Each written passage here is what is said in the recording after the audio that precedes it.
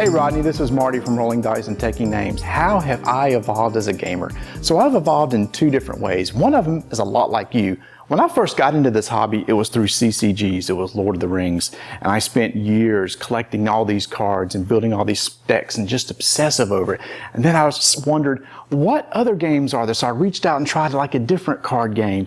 And I got into this card game too, and I thought it was so much fun. I thought, well, wait a minute, there's other card games out there, so let me see what else we got. And so then I tried this one. But then as I was playing this, I remember hearing about, what about all those wonderful board games? And like everybody else, I started out with the good old gateway games. You know, the ones everybody brings to the table when they want to teach somebody about this hobby and try to get them into the gaming industry. And so I tried all the classics and everything and really enjoyed that. And then I realized it's like, I need something a little bit more meaty, something I could put my teeth into that would spend a lot of time and take a long time to learn. And so I really started getting into the different heavier games.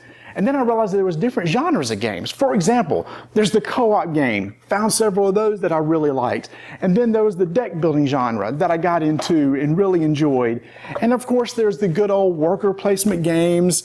And then I always loved my old style Euro type games. But then I realized besides that, there's other types of games too that people are playing, such as, what about RPGs? Found out I kind of like playing those too. Or maybe how about miniature games and trying those out and learning how to paint and doing that. But then the problem is all these new games kept coming out and I always wanted to play the new games too, so I kept getting those. But in the end, I always typically do have one good card game that I like to tend to go back to over time. So like you, I started out liking one thing and then found out I just couldn't stay on that one thing anymore. Now I like many different things, but you know, something else has changed too. During that time, I was extremely competitive, and over the years, I have found out that I enjoyed the social aspect of the game as much as the game. So, over the years, I found that I'm not nearly as competitive as what I used to be. What a lie! Okay, so there's nothing wrong with wanting to win and trying your best, but I used to be a really sore loser, and now I can handle losing a lot better than what I used to could. Another lie! Okay, so maybe I used to flip the table a lot, but now I don't flip the table nearly as often as what I used to. So yeah, I love the social aspect of the game, and that's what I really involved too over time. Oh, there's one other thing too, because gaming has been so obsessive for me, you have to learn how to balance all your gaming time and all your family time, and I've done that really well. Seriously, stop lying. Hi everyone, welcome to our Watch It Played Table Talk Back episode on the discussion of how we see ourselves evolving as gamers. And I received so many video responses this time around that instead of saving them all until the end of the episode, I'm going to sprinkle them throughout the video and intersperse them with some of the written responses that we received as well. And just like with our comments, I'm not able to feature all of the video responses we received in order to keep the video under an hour, but if you go to the description of this video, you'll find links to all of them if you'd like to check them out. But let's dive right in here. We have a written response from Kevin Wagenknecht, and he had a comment here that I think echoed many people's opinions about this topic. So Kevin's response is going to represent a lot of people, I think. He says, I was also once a compulsive gamer, wanting to play the same game over and over again. I loved the Avalon Hill games and would spend hours playing them solo and with friends. Then came kids. I then became a less frequent gamer, and my tastes moved to variety and simplicity. Where I had once loved all 8 hours I played of Squad Leader, now, if a game lasted more than 2 to 3 hours, I'd shy away from it. My kids are older now, and I find myself gravitating back to more complex games. My boys, ages 14 and 12, have also become gamers, and they're leaning toward the more involved games and are taking me with them. As I said, this was a common response, and I think it echoes some of the things that I said as well in our Table Talk episode, that the outside influences in our life can have just as much of an impact on our interests and what we can really allow ourselves to enjoy, as much as it might be something inside of us that's changing. And it's interesting to note that as those outside influences change, as time goes on and we sort of find ourselves maybe with more disposable time than we had in the past, we sometimes gravitate back to those early joys of the hobby or those things that interested us. So thank you, Kevin, for that response, and many of you who shared that same opinion. Have I evolved as a gamer? Good question. Probably. Over the years, you know, there's been times when I haven't played as many games as I wanted to play. Oh yeah, I've got some patience as well. I've got more patience now than I did have. Daddy, and I don't mind. What I moved? Look, I told you what I moved. I moved number 3. Oh. Yeah. So Yeah, I'm a lot more patient, a lot more calm. I've learned how to teach games in 2 languages, which is it my turn? Yeah. Okay. Obviously, having a family, I can't play as bigger Number games. 4. Why didn't you fall when? Oh. Yeah, I play a lot more family-style games than I did like before. It's a lot more role-playing, a lot more bigger games. Obviously, the quality of game that I play now is a lot more evolved.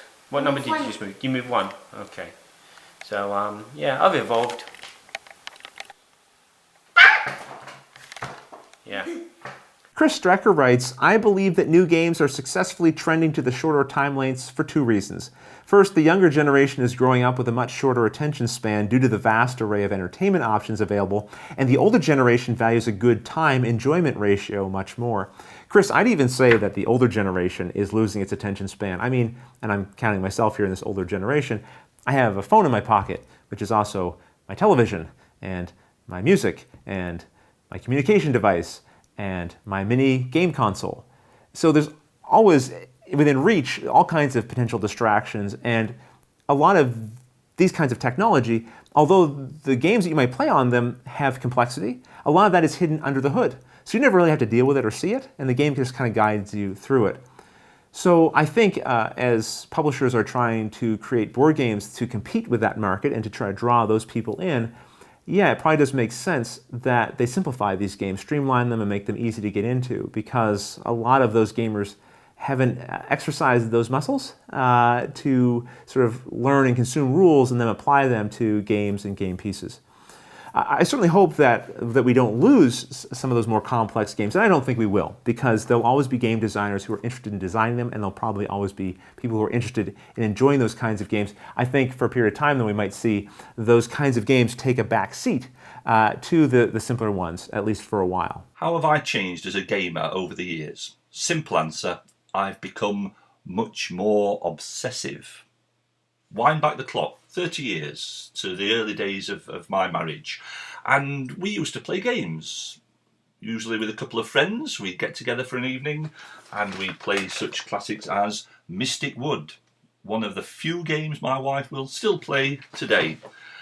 And over the years, occasionally I would allow myself the luxury of being able to buy a new game, usually investigating a little bit as to what was a decent game to pick up. So I've picked up occasional games. Oh, this is a heavy one, this particular box, which is still very much around today, some of which I'm less proud of having been persuaded to buy. But it was an occasional treat that I would buy a game.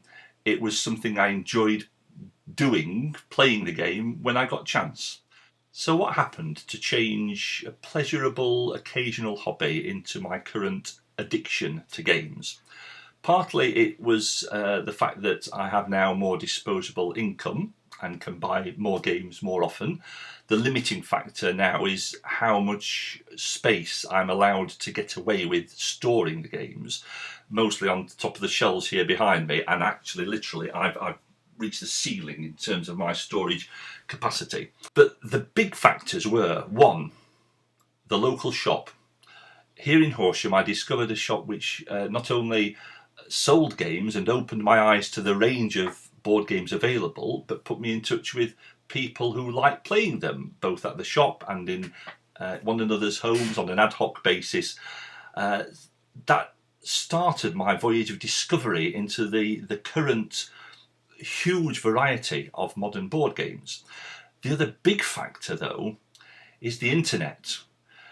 And I think the real obsession began when I found that, having played a game in the shop, I could come home and find out more about it on Board Game Geek, on YouTube. I even came across a channel where you can watch other people playing. Watch It Played, it was called. And I watched a series as it was being recorded of Mansions of Madness, where a chap called Rodney took you through the game and played it out, and it was fascinating. I've stuck with that channel ever since, you'll be glad to know. But this discovery of all the available possibilities, reading rules online, watching explanations of how to play. This has all fed my interest and enthusiasm for games to the point where I'm always looking for the next new thing. I'm wanting to discover more and more. It's got to the point where in the middle of a game, on a game night or a game day sometimes, I find myself thinking, I hope this doesn't last too long because I've done this game now. I'm wanting to move on to the next one and find out what's coming up. This is not healthy. My name is Paul. I am an obsessive gamer, but I am now telling myself, you cannot buy every game there is. You cannot learn about every game there is. You cannot watch every podcast and every YouTube video that's ever been recorded about games. There is just too much. Take it easy. Enjoy the games you do play. Enjoy moments of discovery, but don't be obsessive. I think I'm a little less obsessive than I was a week, a month ago. I think the obsession is decreasing, but we'll have to wait and see. Jared Beswinger says, I've gone from being a lonely gamer with nobody to play with to teaching all my friends games and having lots of people to play with. But now I have a baby, and I live vicariously through Rodney Smith, Joel Eddy, Tom Vassell, Richard Hamm, and most of all, Barry Dublé. Well, I didn't bring that up just to sort of highlight Watch It Played there and all those other wonderful media creators. The point of that really was to mention that board game media does have a place to play, I think, within the hobby and how people experience it, providing people with more information about the games and hopefully helping them make more informed decisions about the games that they end up adding to their collections. I know I can say myself, I watch a lot of videos, I listen to a lot of podcasts, and it helps me connect to the larger gaming community outside of just my local gaming group. Hey Rodney, Dan Apsey here in the UK. I'm fairly new to the hobby. I've been doing it for about 2 years now. I thoroughly enjoy it. The first game that I ever picked up in a comic book store was The Walking Dead, the Z-Man game version, and thoroughly enjoyed it. The Walking Dead requires a lot of luck, and you find that as I find as I go further into the hobby that I tend to stay away from those luck games that require a lot of dice rolls. They don't tend to interest me as much as they used to. So that's how I find that I've evolved in liking certain mechanics and then not liking others that I used to like perhaps 2 years ago. Also, I find that rule books are a lot easier now than they used to be 2 years ago. I remember one of the very first games that I picked up was Agricola. I still thoroughly enjoy it now, but I remember picking up that rule book and just going, oh, this is really hard to learn. And then all of a sudden it sort of twigged and I managed to get it. I find now that once you've learned a game like that, it sort of opens up and branches a whole load of other games that will then become easier to learn. Understanding rule books and understanding the mechanics of how board games work becomes easier, I think, for me, especially who's new to the hobby. It's become a lot easier as time goes on. Matthew Bryson wrote, some of my earliest memories from childhood was playing games with my grandma. Matthew wrote quite a bit more, but that part really jumped out at me because I wonder how many of us can trace some of our earliest gaming memories, not just to our brothers and sisters, maybe our parents, but also our grandparents. Because it triggered a memory for me. My grandfather, he would play checkers and Chinese checkers with me when I was quite young, and he was the kindest, sweetest, gentlest man I think I ever met. But he would always play to win, and he often did. But he was very gracious about it. You know, he was just a wonderful sport, and I think he really modeled for me how to be a good winner and how to value that sense of competition without crossing the line to the point where you made it unpleasant for the other person who was losing. And it really inspired me to want to come back and do better and play harder. And of course, when I did finally win, it was very, very gratifying. So I want to thank my late grandfather for those memories and the time that he spent with me. It really meant a lot. And I think it probably has, as I said, informed who I am today. When I started playing games, I started the way a lot of us did in high school as a role player. Me and my buddies used to sit around and chuck lots of dice. And then I took a break from the geek hobby. I mean, I played video games and that kind of thing, but I really took a break from my geek within for a long time. And then about 3 or 4 years ago, I got back into board games, or got into board games and hobby board games in a big way. And when I started, I was into like the real Ameritrashy stuff. That was what I was into, you know, things like Last Night on Earth and Arkham Horror. And while I still enjoy those games, I still like them a lot, how I've evolved, I think, as a gamer is I've started moving much more towards the other side of the spectrum in terms of what I prefer to play, and that is obviously the Euro-style games. And it all started with this one game, Agricola by Uwe Rosenberg. This is the first sort of big Euro game I ever bought, and it's kind of changed my gaming life in a lot of ways because it opened my eyes to what a Euro was. So as a gamer, I would say I've evolved in two ways. The first one is my tastes have moved from being interested in very Ameritrashy stuff to being interested in more Euro stuff. And the second way I've evolved as a gamer is kind of mellowed out around other people when talking about games. When I first got into it, I was like, oh, you have to play these games, and oh, what do you mean you play this and you play that? That's rubbish. You need to play this and that.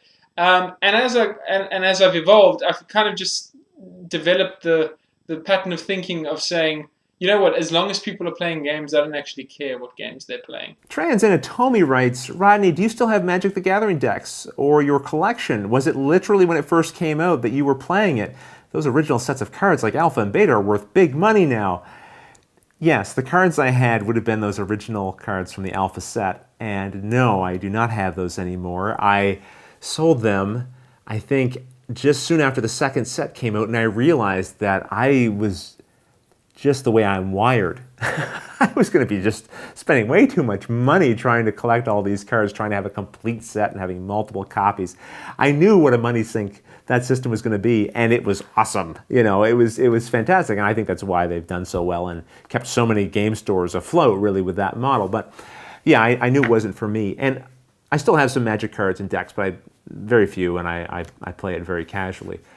That said, I think about my board gaming collection, which I can look over and see here behind the camera, and there was a time where I think I valued more the idea of having this big collection of games on my shelf that sort of represented who I was as a gamer and all the games and different games I played. But now I do filter out what I have in my collection, and I try to base that more on what do I think realistically that I'm going to pull off of that shelf and want to play again, maybe more than just one or two more times. And so some of the games that maybe don't stand up to that test, I have given away or sold to my friends. Hopefully none of them end up being worth as much as those Alpha Magic the Gathering cards would have been. Oh my. My point of view is going to be a little different because I'm primarily a video game guy, and I've been making games since I was 10. Cards of Cthulhu was actually my first attempt to change into the board game industry, and it seems to be working out. But like you, I started off loving those massive games, the big complicated ones that took forever to learn and lots of little strategies. But it's hard to justify taking 3 hours to sit down and play a game. So as I've gotten older, I play a lot of smaller, simple, casual games because I can put them on my table without sacrificing a lot of time.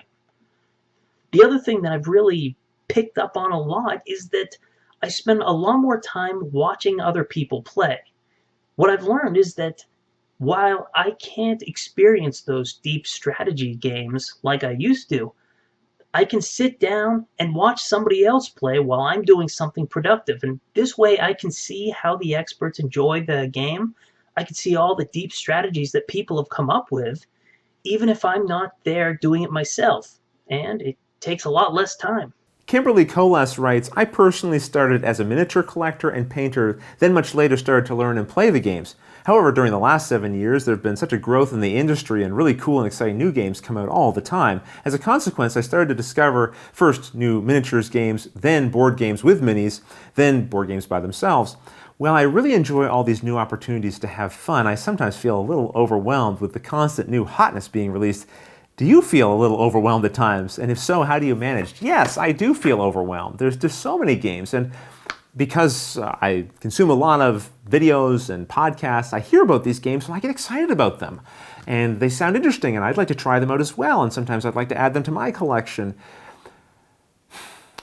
But, and I was kind of referring to this before, while there was a time where I kind of liked the idea of having this big collection of games and kind of basking in the glow of all that cardboard and plastic, I am trying to value that less and value more the enjoyment of having these games that I can actually get to the table.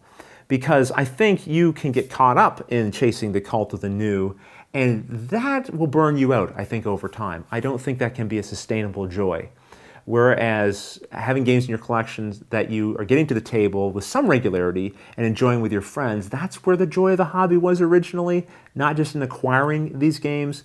So as much as I think I'll always enjoy getting that new game and opening it up and checking it out, that's in part why I want to have maybe one or two games that me and my local friends kind of go back to over and over again and get to enjoy. So we kind of have that anchor, that thing that isn't just always the pursuit of the cult of the new. Hey there, Rodney. JR here from the Nerd Nighters. I started 20 years ago as a Magic player, and now I don't really play Magic at all anymore, except for cubing or playing limited formats like Draft or Sealed for pre-releases. I don't get much Magic in at all, but I do play a ton of tabletop games, and even with tabletop games, it's been a big evolution. My gateway was Settlers of Catan, which I played a little less than 3 years ago with friends from Chicago, and I loved it, and I played it a bunch, and I think I moved on and realized that it was high strategy, high variance, I guess, but didn't really give me the kind of meaningful choice that I was interested in. I find now that I really enjoy games that are low downtime, high strategy, typically with lots of decisions. I'm a big fan of, say, Sheriff of Nottingham just came out. Sheriff of Nottingham has zero downtime whatsoever, and it's just a game of bluffing and bidding. And trading, which is very nice. Well, I'm not bidding, but you know what I mean. I'm becoming much more discerning with the games that I'm a big fan of, and that's interesting because when I first started, I was just like a puppy. I loved everything that I saw. I would, open up the game and play it and enjoy it, and now I'm just much more picky about those things. It's actually funny to sit and think about. The games that I raved about just a year ago are things that never leave my shelf anymore. I also found that when I first started playing games, I loved playing with 4 players, 5 players, 6 players, the maximum number of players for games. And now I much prefer more intimate games. I think 3 players is my favorite, 2, 3, or 4. 4 if they play very quick, simply because I'm not a fan of downtime. My dollar is harder to get out of my pocket now because I've done so many videos about Kickstarter. I've thought more critically about what makes a good campaign. I've thought more critically about what makes a good game. I think game design has helped with that. I had a discussion with Joey Vigor and David Cott and some friends during Gen Con saying that I think game designers buy fewer games than game players do because game designers have more exacting standards, or that they're, I guess, running on a smaller budget because they're game designers. But so, great table talk, and I appreciate you reaching out to me to do this. Thanks, bud. Seth Van Orden writes, I've gotten more into learning about the industry than I used to. When I was young, I would only find out about games as someone would show them to me. Now, when I went to Gen Con, I knew almost something about everything there. The bad thing that comes with all this exposure to all these games is that I've become a bigger game snob. I find it so hard to be content playing games like Monopoly or Munchkin because I know there are better games out there. I don't know how I can become more content playing worse games. Seth, I don't think this is something you actually have to worry about. I don't believe there's anything wrong with you determining for yourself what games you like more and which ones you like less. That doesn't make you a snob. I think the snobbery comes into play in how you treat other people who don't share your same interests. So if you can look at somebody playing Munchkin and go, you know what, that game isn't for me, but you guys have a great time, that's not a problem. I think the problem is if you put them down for enjoying games that you don't like. And I like this point you make about taking a keener interest in the industry itself, and I feel like over the last couple of years, that's something that I've tried to pay more attention to as well.